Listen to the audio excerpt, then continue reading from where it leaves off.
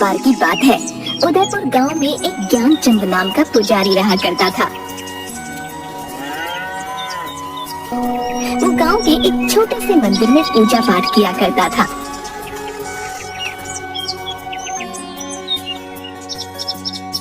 लेकिन ज्ञानचंद एक कपटी और लालची इंसान था।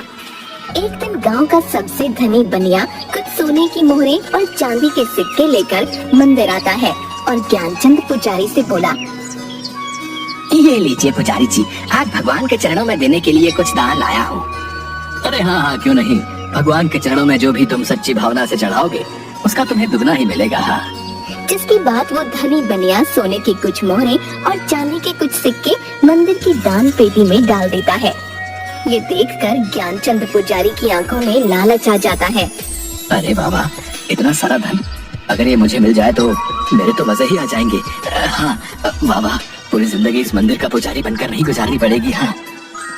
अच्छा पुजारी जी, अब मैं चलता हूँ। जिसके बाद वो वहाँ से चला जाता है। तभी ज्ञानचंद दान पात्र में से धन निकालकर एक पोटली में अपने घर ले जाता है।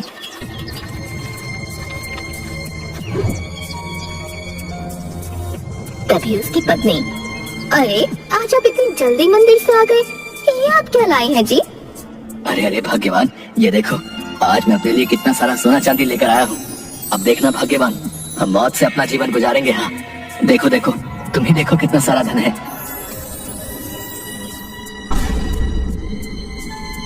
अच्छा, अब हम यहाँ और नहीं रह सकते, हमें यहाँ से जाना होगा। चलो यहाँ से। अरे ये क्या बोल रहे हैं आप?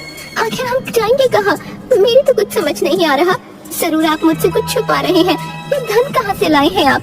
मुझे कुछ भी ठीक नहीं लग रहा। अरे भाग्यवान, जितना कहता हूँ बस उतना करो। चलो यहाँ से।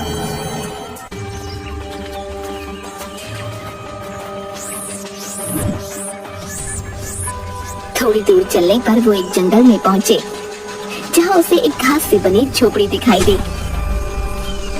अरे देखो भाग्यवान, वो सामने झोपड़ी है। चलो चलो, आज रात हम उस झोपड़ी में काट लेंगे, सुबह होते ही यहाँ से निकल जाएंगे। ठीक है जी, जैसा आप ठीक समझें। तभी दोनों उस झोपड़ी के अंदर जाते हैं। झोपड़ी में एक तरफ आग जल रही होती है और एक जगह कुछ जानवर की हड्डियां पड़ी होती है, जिसे देखकर ज्ञानचंद की पत्नी थोड़ी डर जाती है। देखिए जी, मुझे ये झोपड़ी सही नहीं लग रही। देखिए ना, यहाँ जानवर की हड्डियां भी बिखरी पड़ी हैं। नहीं नहीं, चलिए आप यहाँ से। अरे भाग्यवान, अब इतनी रात को हम आखिर कहाँ जाएंगे? भाग्यवान, कहीं ऐसा ना हो कोई हमसे हमारा ये धन छीन ले। नहीं नहीं, मैं ऐसे नहीं होने दे सकता। हमें आज रात यही रुकना होगा। अच्छा ठीक है जी, आप मेरी सुनते ही कब है, जैसा आप ठीक समझें। जिसके बाद वो दोनों उसी झोपड़ी में सो गए। तभी वहाँ पर एक भयानक दिखने वाला खूंखार नरभक्षी आता है, जिसके हाथ में अलग अलग जानवरों का मांस होता है। अरे बाबा, आज तो पेट भरकर भोजन मिला है।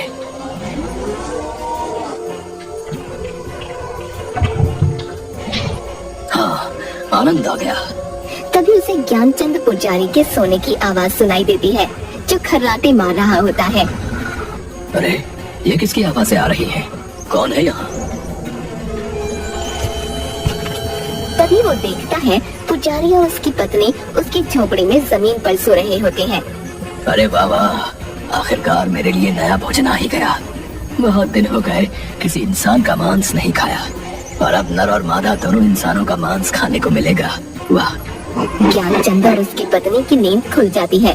वो दोनों उस नरभक्षी को देखकर हैरान हो जाते हैं और बुरी तरह डर जाते हैं।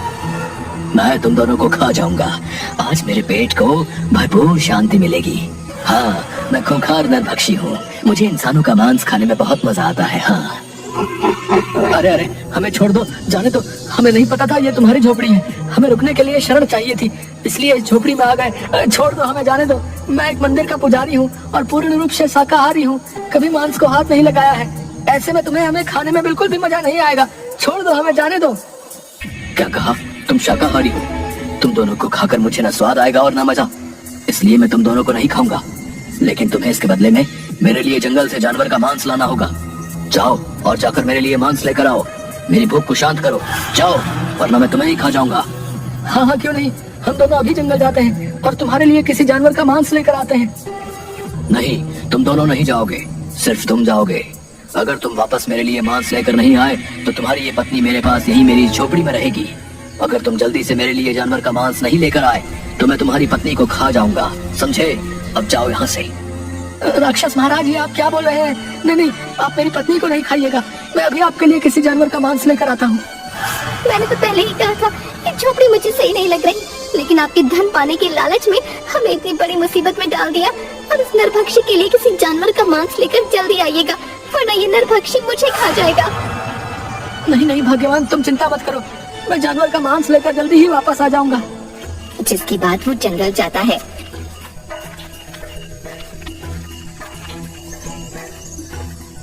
जंगल में थोड़ी दूर चलने पर वो देखता है एक भालू का छोटा बच्चा मरा हुआ पड़ा है, जिसे कुछ चील कौवे नोच रहे थे। अरे अरे, ये भालू का बच्चा तो मरा पड़ा है, मैं ऐसे ही उस नरभक्षी के पास ले जाता हूँ। जिसके बाद वो उस भालू के बच्चे को अपने हाथों में उठाकर उस नरभक्षी की झोपड़ी में आता है। तभी ज्ञानचंद देखता है कि उसकी पत्नी नीचे जमीन पर पड़ी हुई है और नरभक्षी बड़ी मजे से उसके शरीर का मांस नोच नोच कर खा रहा है। ये देखकर ज्ञानचंद हैरान रह जाता है और जोर जोर से रोने लगता है। हाय हाय कपटी नरभक्षी, ये तूने क्या किया?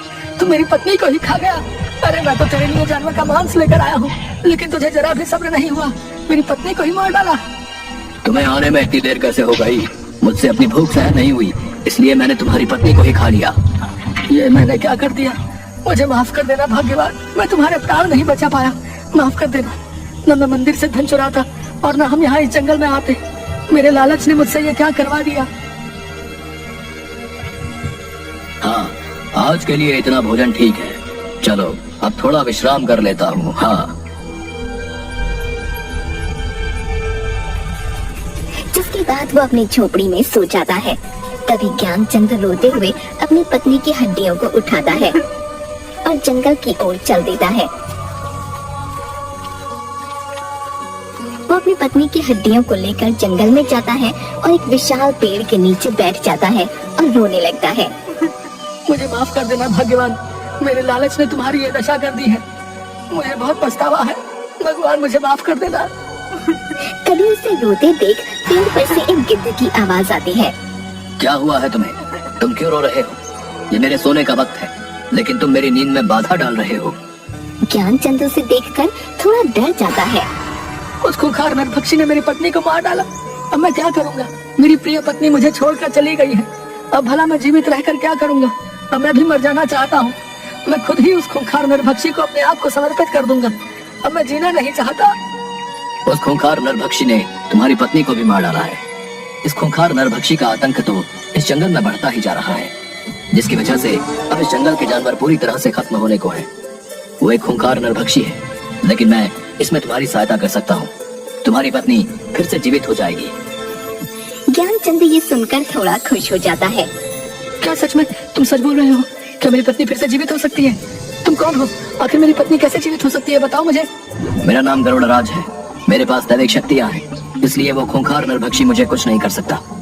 तुम्हारी पत्नी का जीवित होने का सिर्फ एक ही रास्ता है, जिस पर चलकर ही तुम अपनी पत्नी को जीवित कर पाओगे, लेकिन वो रास्ता बहुत कठिन होगा। गरुड़ राज, आखिर क्या है वो कठिन रास्ता? मुझे बताओ, मैं अपनी पत्नी को फिर से जीवित करने के लिए किसी भी कठिन रास्ते पर जाऊंगा। इस जंगल के उस पार एक गुफा है, जिसमें एक बहुत ही महान तपस्वी देवराज रहा करते हैं। तुम्हें उनसे मिलना होगा, वही तुम्हारी पत्नी को फिर से जीवित करने की राह दिखाएगा। लेकिन देवराज तपस्वी किसी भी इंसान को अपनी गुफा में इतनी आसानी से आने नहीं देता। तुम्हें उससे मिलने के लिए कई चुनौतियों का सामना करना पड़ेगा। गरुड़ राज, मैं जरूर उस गुफा में उस महान तपस्वी के पास जाऊंगा, चाहे फिर मुझे कितनी ही मुश्किलों का सामना क्यों ना करना पड़े। तभी गरुड़ राज उसे अपना एक पंख देता है। ये लो मेरा ये जादुई पंख ले जाओ। जब तुम उस गुफा में मुश्किल में आओगे, तब ये मेरा जादुई पंख तुम्हारी सहायता करेगा। ज्ञानचंद वो पंख लेकर जंगल के पार वाली गुफा में जाता है।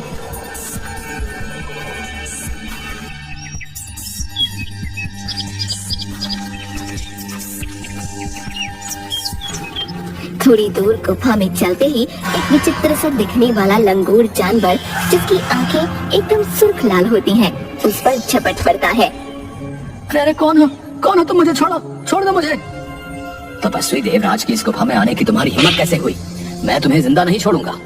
क्या तुम्हें नहीं पता यहाँ कोई इंसान नहीं आ सकता? नहीं नहीं, मुझे छोड़ दो, मैं बहुत मुश्किल में हूँ। मुझे यहाँ गरुड़ राज ने भेजा है, मुझे देवराज तपस्वी से मिलना ही होगा। मुझे आगे गुफा में जाने दो।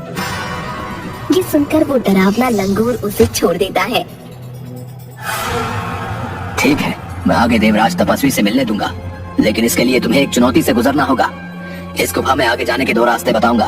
तुम्हें अपनी बुद्धि से सही रास्ता चुनना होगा, लेकिन याद रखना, अगर तुमने गलत रास्ता चुना तो तुम देवराज तपस्वी से कभी नहीं मिल पाओगे। ठीक है, मुझे आपकी ये चुनौती मंजूर है।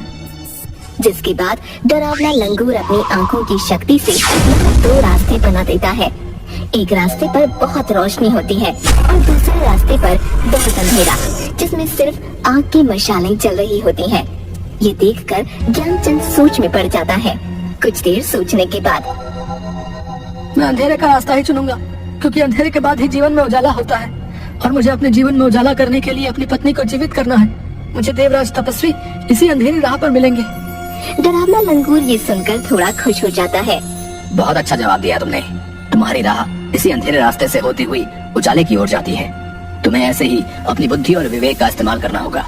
अब तुम जाओ। ज्ञानचंद अंधेरे रास्ते की ओर बढ़ता है। तभी थोड़ी दूर पर वो देखता है एक बहुत बड़ी शिला दिख रही है। ये क्या? गुफा में आगे जाने का तो कोई रास्ता ही नहीं दिखाई दे रहा। वो उस शिला के पास जाता है। इतनी बड़ी शिला, आखिर इसका क्या मतलब हो सकता है?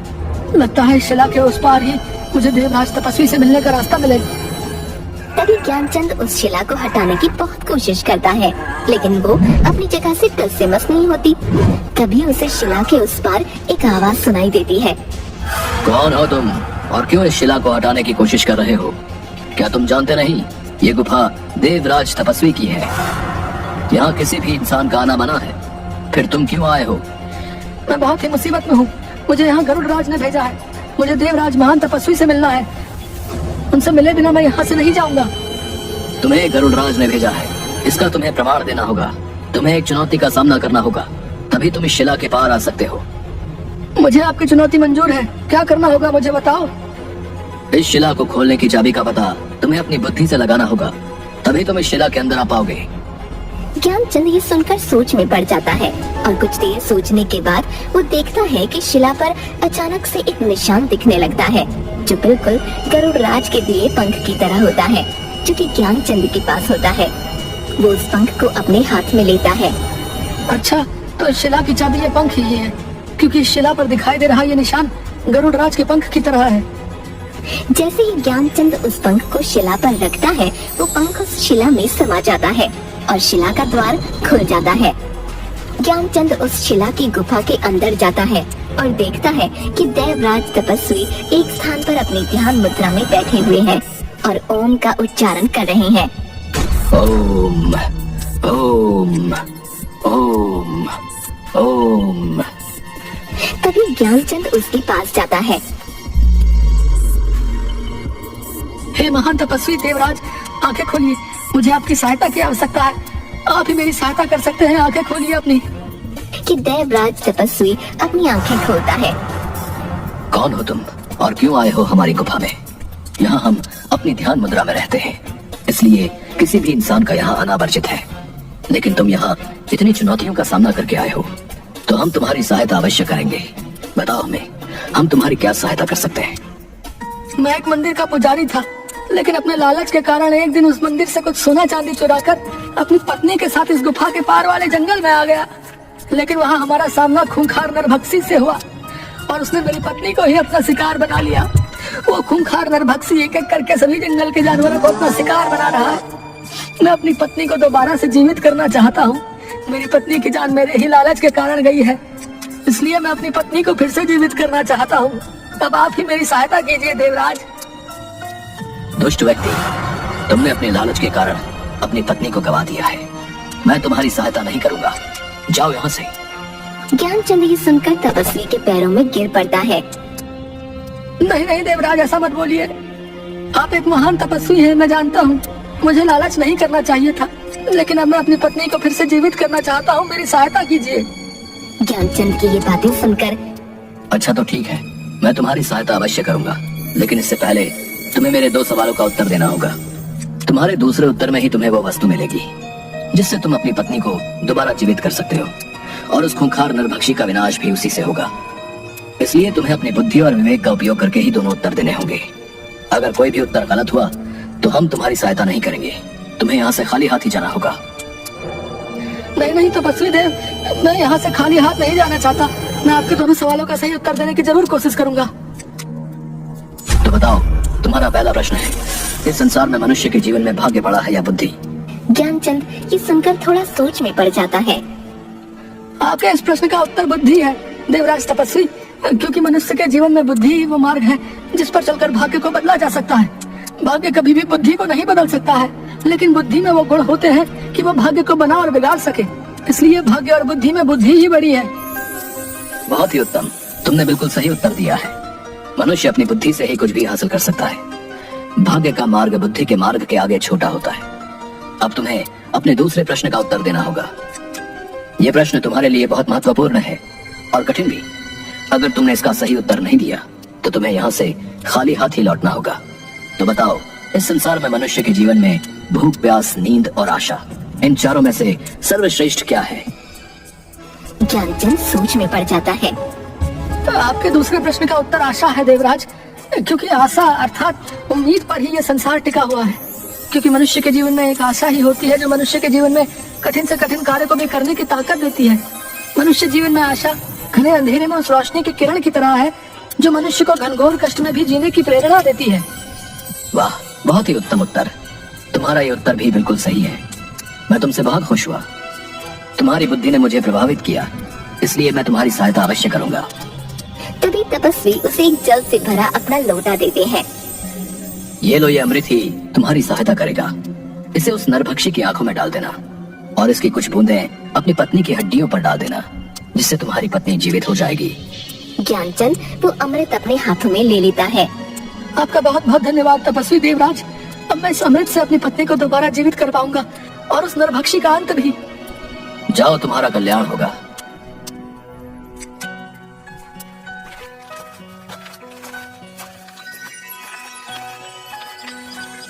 जिसके बाद ज्ञानचंद अमृत लेकर उसी जंगल में जाता है। तभी उसे वो नरभक्षी मिलता है। नरभक्षी ज्ञानचंद के हाथ में वो अमृत का लोटा देख लेता है। अच्छा, तो तू उस तपस्वी देवराज के पास गया था। उसने ही तुझे मेरे अंत का रास्ता बताया होगा, लेकिन मैं ऐसा नहीं होने दूंगा। मैं तेरे सामने ही नहीं आऊंगा तो तू मेरी आंखों पर यह अमृत भी नहीं डाल पाएगा। लेकिन मैं तुझे जिंदा नहीं छोड़ूंगा। हाँ, मैं तुझे भी खा जाऊंगा। और नरभक्षी ज्ञानचंद को अपने दांतों से उसकी गर्दन से पकड़ लेता है।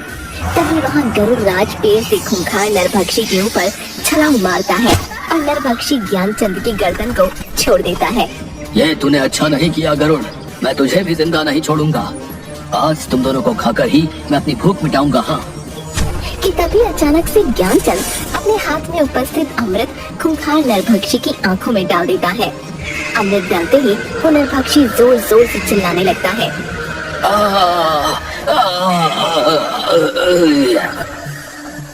और देखते ही देखते जलकर भस्म हो जाता है। जिसके बाद ज्ञानचंद और गरुड़ की आंखों में थोड़ी खुशी दिखाई देती है। नरभक्षी का तुमने अंत कर दिया है। वाकई तुम बहुत बहादुर निकले। अब जाओ और अपनी पत्नी की हड्डियों पर इस अमृत की बूंदें डाल दो। जिसके बाद ज्ञानचंद अपनी पत्नी की हड्डियों पर उस अमृत को डाल देता है। जिसके बाद उसकी पत्नी दोबारा जीवित हो जाती है, जिसे देखकर ज्ञानचंद खुश हो जाता है।